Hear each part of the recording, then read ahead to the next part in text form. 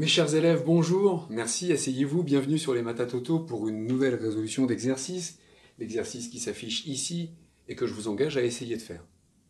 Alors comment est-ce qu'on va traiter ce problème? D'abord, on nous donne effectivement un intervalle, on nous dit que la valeur absolue de x-2 doit être inférieure à 1, et dans ces conditions, on nous demande de résoudre cette équation. Alors étudions de plus près d'abord cette condition qui nous est donnée. On nous donne une valeur absolue, donc on va devoir discuter du signe. Soit x-2 est positif, soit x-2 est négatif. Dans quel cas est-ce que x-2 est positif? Dans le cas où x est supérieur à 2. Ici, c'est le contraire. X inférieur à 2. Quand x-2 est positif, la valeur absolue de x-2 est égale à x-2. Donc je peux réécrire cette condition. x-2 inférieur à 1, ce qui nous donne, en faisant plus 2 des deux côtés de l'inégalité, x inférieur à 3. Ici, quand x-2 est négatif, la valeur absolue va sortir donc le contraire de x-2, c'est-à-dire moins x plus 2, qui donc lui est positif. Valeur absolue de x-2 inférieure à 1 peut donc s'écrire moins x plus 2 inférieur à 1. Autrement dit, moins x, 1 moins 2, ça fait moins 1. Je multiplie par moins 1 des deux côtés de l'inégalité. Quand je multiplie par moins 1, vous vous rappelez qu'on renverse le signe de l'inégalité. Ici, moins x multiplié par moins 1, c'est plus x. Moins 1 multiplié par moins 1, c'est 1. Donc, ce domaine d'étude peut se résumer ici à x qui doit être plus grand que 2 et inférieur à 3. Donc compris entre 2 et 3. Et ici, x qui doit être plus grand que 1 et plus petit que 2, c'est-à-dire compris entre 1 et 2. Finalement, si je réunis ces deux intervalles, je vois que je vais de 1 jusqu'à 2 et de 2 jusqu'à 3, autrement dit de 1 à 3. Et cette valeur 2, quoi en penser? Bon, ici, on est parti d'un strictement, donc on a exclu le 2. Essayons de remplacer ici par 2. Si je remplace x par 2, 2 moins 1, ça fait 1. 2 moins 3, ça fait moins 1. Valeur absolue de moins 1, ça fait 1. 1 moins 1, ça fait 0. Je ne peux pas diviser par 0. Donc effectivement, cette valeur 2 est à exclure de l'étude de cette équation parce qu'elle nous obligerait à diviser par 0, ce qui n'est pas possible. Alors on va faire un tableau pour étudier un petit peu tous nos cas de figure. On sait que on va être dans un intervalle compris entre 1 et 2 et 2 et 3, donc on va mettre la borne 1, 3 et 2, sachant que 2 est une valeur interdite. On va devoir étudier la valeur absolue de x moins 1.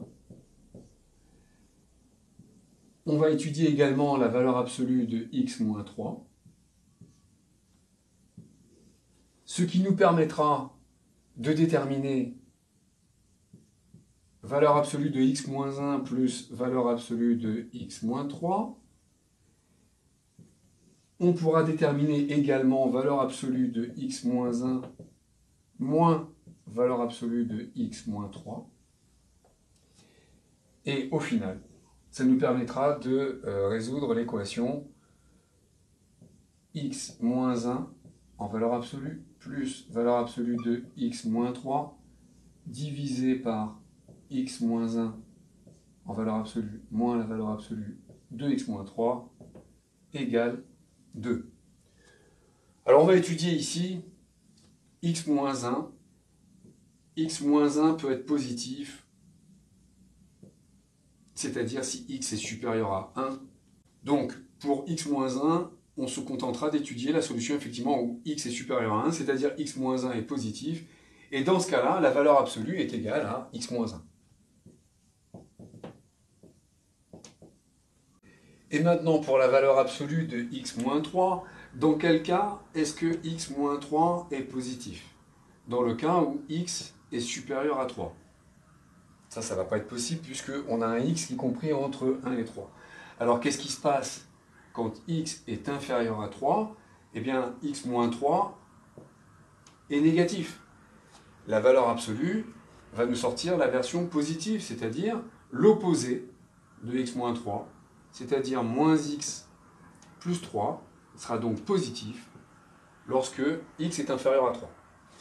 Donc ici, je peux écrire que dans le cas où le x est inférieur à 3, la valeur absolue de x est égale à moins x plus 3.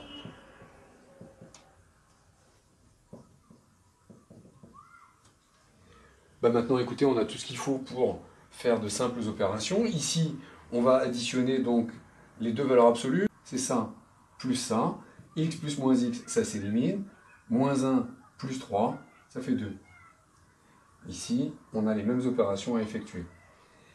Maintenant, qu'est-ce que donne valeur absolue de x moins 1 moins valeur absolue de x moins 3, c'est-à-dire x moins 1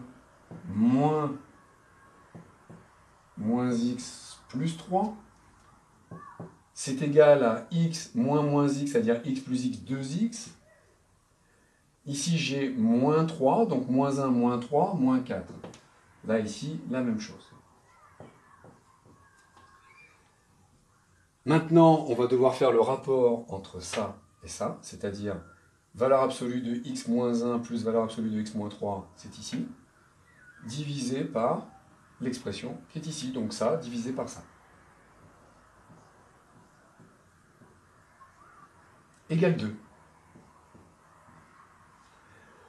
On sait que la valeur 2 est interdite, et là on le vérifie à nouveau. Si je remplace x par 2, 2 fois 2, 4, moins 4 égale 0, divisé par 0, c'est impossible. Donc on va continuer le sachant, on va continuer de résoudre maintenant une équation qui est assez simple. On va faire le produit en croix, on va prendre le dénominateur qu'on va multiplier par l'autre membre, donc ça nous fait 2 égale 2 fois 2x moins 4, autrement dit 2 égale 4x moins 2 fois 4, 8. Ah, si je mets le moins, ce sera mieux. Donc ça nous fait 4x égale 2 plus 8, 10. Ce qui revient à écrire que x égale 10 sur 4, autrement dit x égale 5 sur 2.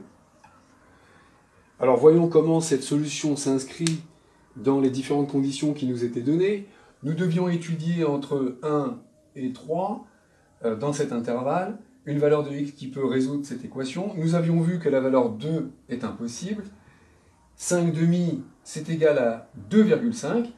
2,5, ça se situe ici. Donc on est bien dans l'intervalle d'étude. C'est la solution de cette équation. J'espère que ce tuto vous a aidé. Il me reste à vous donner rendez-vous pour de nouvelles corrections sur les maths à Toto. À très bientôt.